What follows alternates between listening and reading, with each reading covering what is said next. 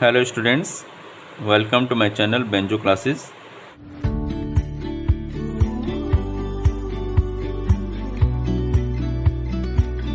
आज इस वीडियो में हम पढ़ेंगे क्लास 10th का चैप्टर 7 कंट्रोल एंड कोऑर्डिनेशन।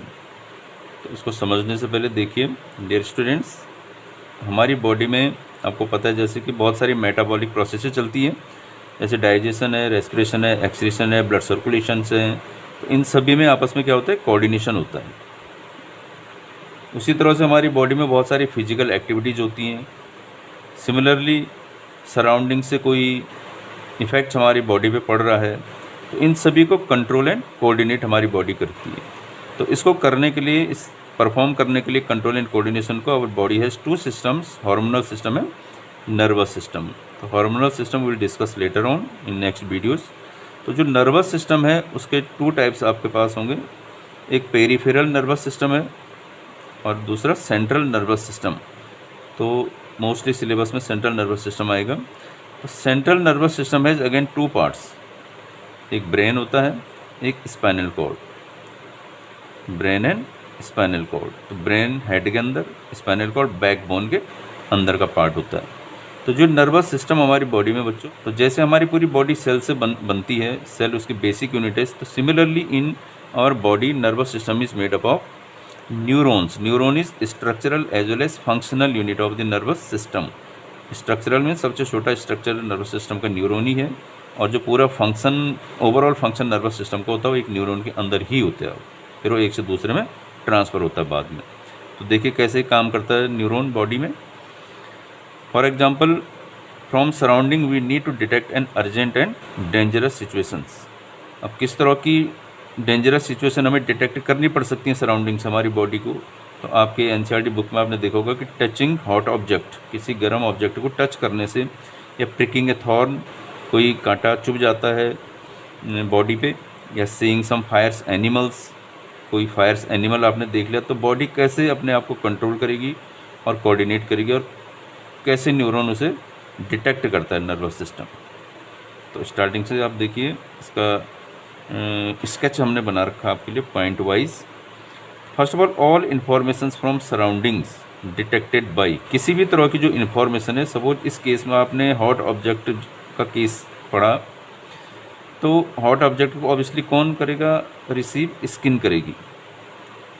या टेस्ट से रिलेटेड अगर है तो वहाँ पे रिसेप्टर क्या होगा जो रिसीव करेगा, वो आपके टंग में जो रिसेप्टर्स होंगे, जैसे जस्टेटरी, यहाँ पे आपको लिखा है जस्टेटरी रिसेप्टर्स होते हैं जो टेस्ट के लिए होते हैं, ऑडिटरी होते हैं हियरिंग के लिए, और जो ऑल्फैक्टरी रिसेप्टर्स होते हैं ये होते हैं स्मेल के लिए। तो किसी भी टाइप का डिटेक्ट हमें करना पड़ सकता है सिचुएशन के अकॉर्डिंग। तो जो डिटेक्ट करना है डियर स्टूडेंट्स, वो रिसेप्टर करते हैं special tips of nerve cells. जो नर्व सेल्स हैं, जैसे यहाँ पे न्यूरॉन्स बना रखा है, इसके टिप्स पे डेंड्राइट्स आप देख रहे होंगे, तो इसी तरह से जो टिप्स होते हैं रिसेप्टर्स के सेंस ऑर्गन के अंदर, जैसे टेस्ट है तो टेस्ट किससे होगा, टंग से होगा, तो टंग की जो मसल्स हैं उनमें रिसेप्टर क्या होंगे, जस्टेटरी रिसेप्टर्स होंगे। तो वो उस चीज़ को डिटेक्ट करते हैं कि बिटर है, स्वीट है या सोर है।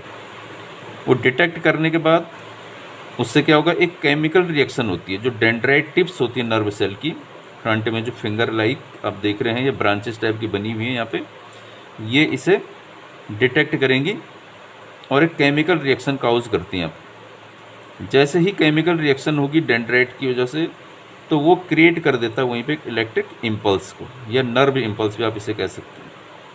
तो इलेक्ट्रिक इम्पल्स क्रिएट होता है केमिकल रिएक्शन की वजह से। तो यहाँ पे देखिए, इसने केमिकल रिएक्शन की, जैसे ही डिटेक्ट किया किसी आउटर सोर्स से स्टिमुलस को, और ये केमिकल रिएक्शन की वजह से एक नर्व इम्पल्स प्रोड्यूस हो गया यहाँ पे, जो आगे कहाँ जाएगा आप देखिए, ये ट्रेवल करेगा फिर आगे, ये जो नर्व इलेक्ट्रिक इम्पल्स है, नर्व इम्पल्स है डेंड्राइट में। तो डेंड्राइट आप देखिए, ये यहाँ पे जो बने हुए हैं, डेंड्राइट से नेक्स्ट कहाँ जाएगा, वो सेल बॉडी में जाएगा। ये डेंड्राइट के आगे आपको सेल बॉडी दिख रही है, साइटोन। सेल बॉडी के बाद कहाँ जाएगा, एक्जोन में, जो नर्व इम्पल्स है, एक्जोन से फिर नर्व एंडिंग में। तो ये देखिए, dendrite, then cell body, then axon and then nerve ending. ये पूरा न्यूरॉन के स्ट्रक्चर का पाथ है जो डायग्राम में आप देख रहे हैं। तो इलेक्ट्रिक इम्पल्स प्रोड्यूस हुआ केमिकल रिएक्शन की वजह से। वो इलेक्ट्रिक इम्पल्स डेंड्राइट से साइटोन, साइटोन से एक्सॉन, एक्सॉन से नर्व एंडिंग में पहुंच गए। ये अच्छी तरह आप ध्यान रखने से, जब ये नर्व एंडिंग में पहुंचेगा तो यहाँ पे क्या होगा, तो this electrical impulse release chemicals. अब यहाँ पे फिर से केमिकल रिलीज होगा। अब ये केमिकल अगर आप याद रख सकते हैं, एक स्पेशल होता है एसिटाइल कोलाइन, एसिटाइल कोलाइन। इस केमिकल को बायोलॉजी के टर्म्स में एक नेम और दिया जाता है, कॉमन नेम जिसे आप कह सकते हैं न्यूरोट्रांसमीटर, न्यूरोट्रांसमीटर। तो this neurotransmitter here is acetyl कोलाइन। अगर एसिटाइल कोलाइन नहीं भी आपको ध्यान रहता तो न्यूरोट्रांसमीटर एक कॉमन टर्म है किसी भी केमिकल के लिए। तो नर्व एंडिंग में पहुंचते ही इलेक्ट्रिक इम्पल्स की वजह से केमिकल रिलीज होगा। This chemical which cross the gap और साइनेप्स। आप देखिए गैप किस तरह से है, ये एक्सॉन के बाद नर्व एंडिंग्स हैं न्यूरॉन की, और ये सेकंड न्यूरॉन की जो ब्रांचेज हैं जिसे डेंड्राइट कहते हैं।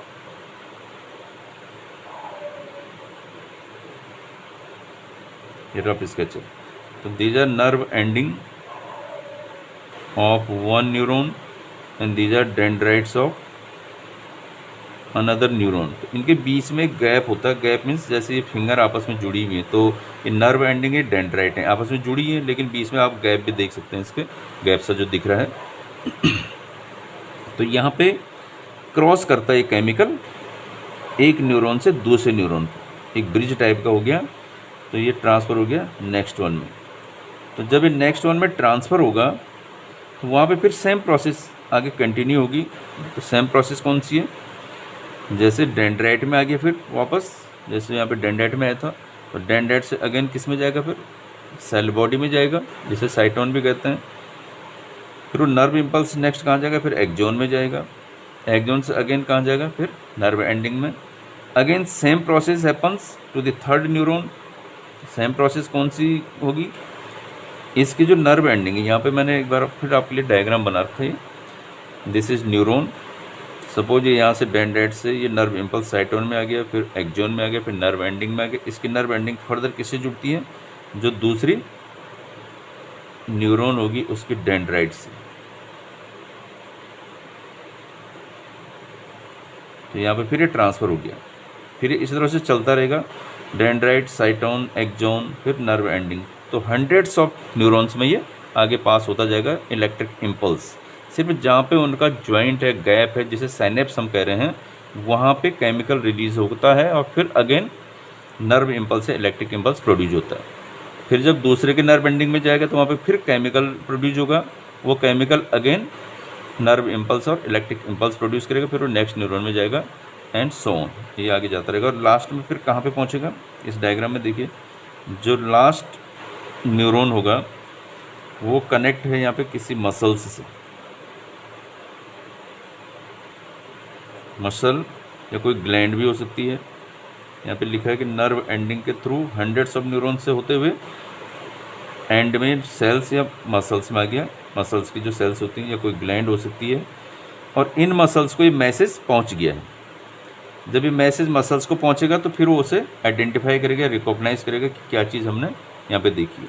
सपोज अभी आपने टेस्ट के केस में देखा कि जो टेस्ट का नर्व इम्पल्स था, जो इलेक्ट्रिक इम्पल्स था, ये पूरे न्यूरॉन से होते हुए, हंड्रेड्स ऑफ न्यूरॉन से होते हुए आपके ब्रेन में जो इसका सेंटर होगा, जो गस्टेटरी लोब ब्रेन में होगा, गस्टेटरी का सेंटर, वहाँ पे पहुँच जाएगा और फिर ये आइडेंटिफाई करेगा कि whether it is bitter in taste और स्वीट इन टेस्ट।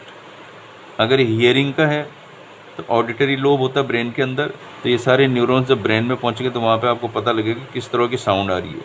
उस साउंड की पिच के अकॉर्डिंग आप पहचान सकते हैं, आइडेंटिफाई कर सकते हैं। अगर स्मेल का है इलेक्ट्रिक इम्पल्स तो फिर ये ऑल्फैक्टरी लोब होता है हमारे ब्रेन के अंदर, वहाँ पहुँचा देगा इस मैसेज को, तो उससे पता लगेगा कि what type of smell is this. तो इस तरह से बच्चों न्यूरॉन्स मैसेज को आगे कन्वे करता है in the form of electric impulse और नर्व इम्पल्स। तो ये सारी प्रोसेसिंग आपको अच्छी तरह से ध्यान में रखनी है। तो यहाँ पे एक टर्म आया था साइनेप्स, वैसे हमने नेक्स्ट वीडियो में साइनेप्स डिटेल में थोड़ा बताया है आपको, फिर भी यहाँ पे भी आप इसे देखना चाहेंगे तो थोड़ा समझ लीजिए। सिनेप्स एक न्यूरॉन की जो नर्व एंडिंग्स हैं, जब ये दूसरे न्यूरॉन की डेंड्राइट से मिलती हैं, यहाँ पे जहाँ पे केमिकल रिलीज होता है